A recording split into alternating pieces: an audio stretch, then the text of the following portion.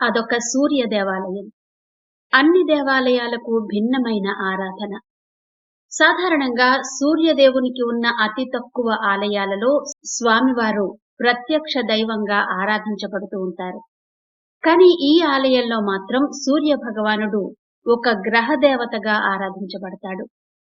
ఒక్క సూర్యగ్రహ దోషానికే కాదు, ఏ గ్రహ దోషానికైనా, ముఖ్యంగా ఏలినాటి శని లాంటి శని దోషాలకు ఇక్కడ ప్రత్యేక పూజలు పరిహారాలు చేస్తారు. ఈ విలక్షణమైన దేవాలయం మన పొరుగు రాష్ట్రమైన తమిళనాడులో దేవాలయాల నగరంగా చెప్పుకునే కుంభకోణంలో ఉంది. అదే సూర్యనార్కోవిల్. సూర్యనార్కోవిల్ ఆలయ విశేషాలు ఈ వీడియోలో తెలుసుకుందాం.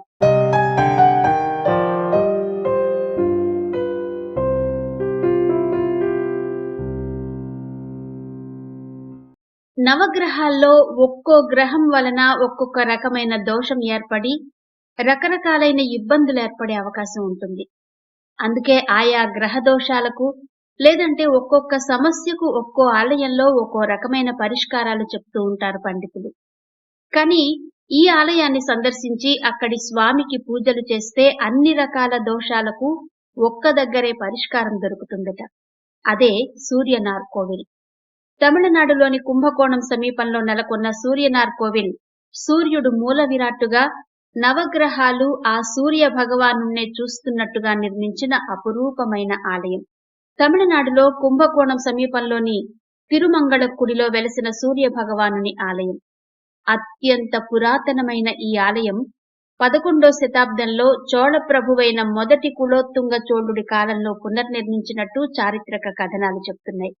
ప్రత్యక్ష దైవమైన సూర్య భగవానుడు తన భార్యలైన ఉషా, ఛాయా సమేతంగా దర్శనమిస్తాడిక్కడ. స్వామివారిని తామర పువ్వులతో పూజిస్తూ ఉండడం ఇక్కడ విశేషమైన ఆచారం. అసలు సూర్య భగవానుడు ఇక్కడ వెలియడానికి, అది కూడా నవగ్రహాలతో కలిసి ఒక గ్రహ దేవతగా వెలియడానికి కారణమేంటి? ఆ కథనమేంటో చూద్దాం. పూర్వం కలవ మహాముని కుష్టు వ్యాధితో బాధపడుతూ ఉండేవాడు. ఆ వ్యాధి నుంచి కాపాడమని నవగ్రహాలను వేడుకున్నాడట మహర్షి. ఆ మహర్షి ప్రార్థనలకు కరిగిపోయిన నవగ్రహాలు ఆ మహర్షి జబ్బు పోయేలా చేస్తారు. దాంతో సృష్టికర్త అయిన బ్రహ్మకు ఆగ్రహం వచ్చింది. గ్రహాలు మానవుల్లో మంచి చెడులకు సంబంధించిన ఫలితాలు ఇవ్వాలే కాని ప్రకృతి విరుద్ధంగా ఇలాంటి కార్యక్రమాలు చేయకూడదని, తమ పరిధిని అతిక్రమించి ప్రవర్తించినందుకు శిక్షగా తన రాతనే ధిక్కరించిన నవగ్రహాలకు కుష్ఠురోగం వస్తుందని శపించాడట బ్రహ్మదేవుడు. బ్రహ్మదేవుడి శాపం ఫలించడంతో సూర్య చంద్రాది గ్రహాలన్నీ ఆ వ్యాధి బారిన పడ్డాయి. అప్పుడు వారు జరిగిన దానికి తమను మన్నించి తమకు ఆ శాపం తొలగిపోయే మార్గం చెప్పమని బ్రహ్మదేవుణ్ణే వేడుకున్నారు. అప్పుడు బ్రహ్మదేవుడు తిరుమంగళకుడిలో ప్రాణనాథేశ్వరుడుగా కొలువు తీరిన పరమేశ్వరుణ్ణి సేవించుకోమని చెప్పాడు.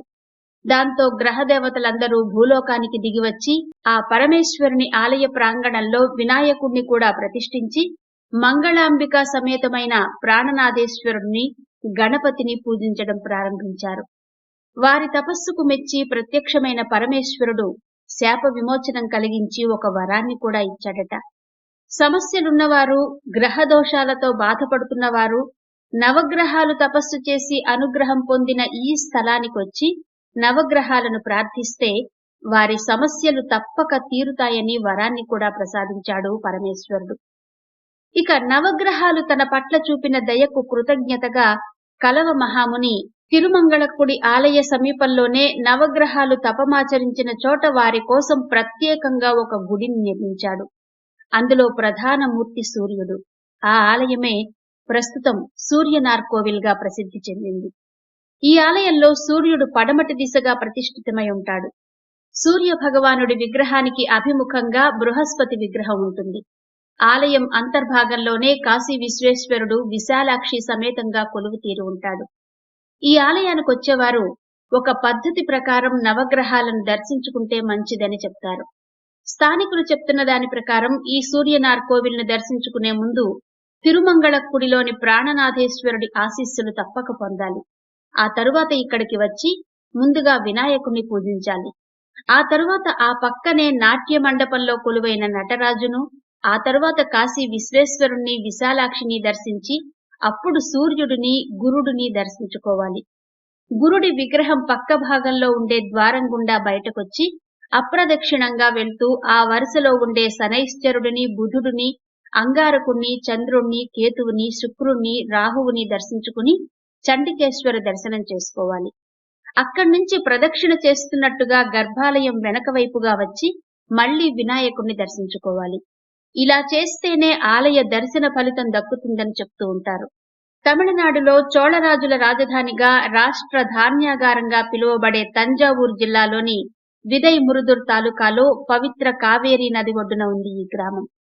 ఎవరికైనా జాతక చక్రంలో కళత్ర దోషం, పుత్రదోషం, వివాహానికి, సంతానానికి సంబంధించిన దోషాలు, విద్య, ఉద్యోగం ఇలా అన్ని దోషాలకు ఇక్కడ సూర్యునికి పూజలు చేయించుకుంటే సూర్యుని అనుగ్రహం వలన ఆ దోషాలన్నీ తొలగిపోతాయి అన్నది భక్తుల నమ్మకం. ఈ ఆలయంలో నవగ్రహాలకు విడివిడిగా ప్రత్యేకంగా చిన్న చిన్న ఉపాలయాలున్నాయి. నవగ్రహాలలో మిగిలిన గ్రహాలన్నీ సూర్యుణ్ణి చూస్తున్నట్టుగా ఉపాలయాల అమరిక ఉంటుంది. గ్రహదోషాలతో బాధపడుతున్న వేలాది మంది భక్తులు వాటి నుంచి విముక్తి పొందడానికి ఈ ఆలయానికి వస్తూ ఉంటారు. ముఖ్యంగా ఈ దేవాలయాన్ని దర్శిస్తే శని బాధలు తొలగిపోతాయని నమ్మకం. అంతేకాకుండా ఈ దేవాలయ దర్శనం వలన అప్పటి వరకు ఉన్న గ్రహ బాధలతో పాటు భవిష్యత్తులో కలగబోయే గ్రహ దోషాలు కూడా నశిస్తాయి, ఆ బాధల నుంచి విముక్తులవుతారు అన్నది భక్తుల నమ్మకం. అందుకనే దేశం నలుమూలల నుంచి ఇక్కడకు పెద్ద సంఖ్యలో భక్తులు వస్తూ ఉంటారు. ఇక్కడి ప్రత్యేకత స్థలవాసం. స్థలవాసం అంటే గ్రహ బాధలు ఎక్కువగా ఉన్నవారు 12 ఆదివారాల పాటు ఆలయంలోనే బస చేసి నాడీ పరిహారం, నవగ్రహ హోమాలు, సూర్యార్చన మొదలైన పూజలు చేయించుకుంటారు. 12 ఆదివారాలు అంటే కేవలం ఆదివారం మాత్రమే కాకుండా ఈ 12 వారాల సమయమంతా అక్కడే ఉండి ఈ పూజలు, హోమాలు, అర్చనలు చేయించుకుంటూ ఉంటారు. దీనినే స్థలవాసం అంటారు. ఇక ఇక్కడ తులాభారం ఇవ్వడం కూడా ఆచారంగా ఉంది. తులాభారంలో భాగంగా తమ బరువుకు సమానమైన గోధుమ, బెల్లం మొదలైన పదార్థాలను ఆలయానికి ఇస్తారు. ఇక ఈ ఆలయ నిర్మాణం విషయానికి వస్తే ఎప్పుడో పూర్వకాలంలో నిర్మించబడిన ఆలయం శిథిలమైపోగా ప్రస్తుతమున్న ఆలయం సాధారణ శకం 11వ శతాబ్దంలో చోళరాజైన కులోత్తుంగ చోళుడి కాలంలో నిర్మించినట్టు చారిత్రక ఆధారాలు చెప్తున్నాయి. ఆ తరువాత విజయనగర రాజులు, ఇతర రాజవంశాలు ఆలయాన్ని అభివృద్ధి చేసినట్టుగా కూడా శాసనాలున్నాయి. కలవ మహర్షి నిర్మించిన ఈ సూర్యనార్ కోవిల్కు నవగ్రహాలు ఆరాధించి శాప విమోచనం పొందిన తిరుమంగళ ఆలయానికి సంబంధించి ఒక కథ ప్రచారంలో ఉంది. తంజావూరుని రాజధానిగా చేసుకుని పరిపాలించిన ప్రముఖ చోళ రాజుల్లో ఒకడైన కులోత్తుంగ చోళుని మంత్రి అలైవనార్ ప్రజల నుంచి పన్ను రూపంలో వసూలు చేసిన డబ్బును రాజధనాగారంలో జమ చేయకుండా ఆ డబ్బుతో సూర్యగ్రహ దేవాలయాన్ని పునర్నిర్మాణ పనులు చేయించాడని, ఈ విషయం తెలుసుకున్న కులోత్తుంగ చోళుడు అలైవనార్ చేసిన ఈ పని రాజద్రోహ నేరంగా పరిగణించి అతనికి మరణదండన విధించి అమలు చేశాడు. ఆ తరువాత అలైవనార్ భార్య అతని పార్థివ శరీరాన్ని ప్రాణనాథేశ్వరుని మందిరానికి తీసుకుపోయి పార్వతీదేవికి ఎదురుగా భర్త శరీరాన్ని ఉంచి అమ్మవారిని ప్రార్థించగా అమ్మవారి కరుణతో అలైవనార్ పునర్జీవితుడయ్యాడట.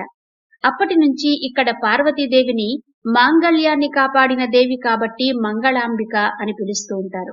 ఇప్పటికి కూడా భర్త మృత్యుముఖంలో ఉన్నప్పుడు స్త్రీలు ఇక్కడ దేవికి పూజలు చేయిస్తే ఆపదలు తొలగిపోతాయి అన్నది భక్తుల నమ్మకం.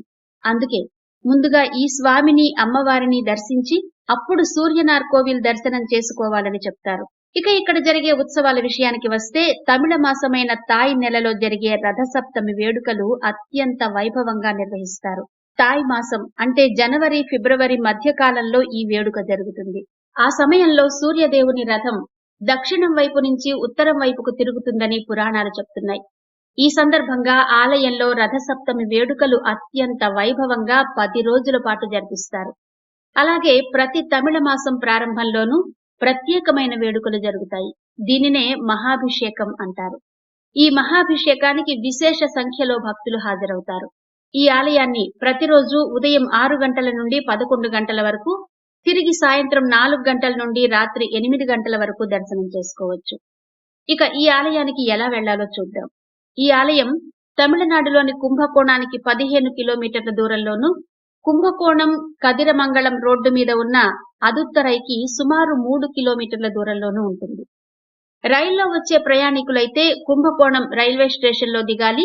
అక్కడి నుంచి 15 కిలోమీటర్ల దూరంలో ఉన్న ఆలయానికి ప్రైవేటు వాహనాల ద్వారా వెళ్లొచ్చు.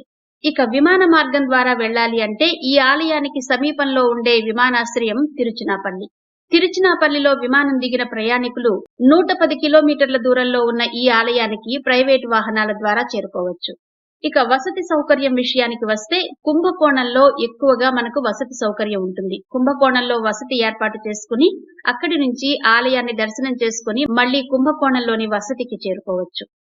ఇవి గ్రహ దోషాన్ని పోగొట్టే సూర్యనార్ కోవిల్ ఆలయ విశేషాలు.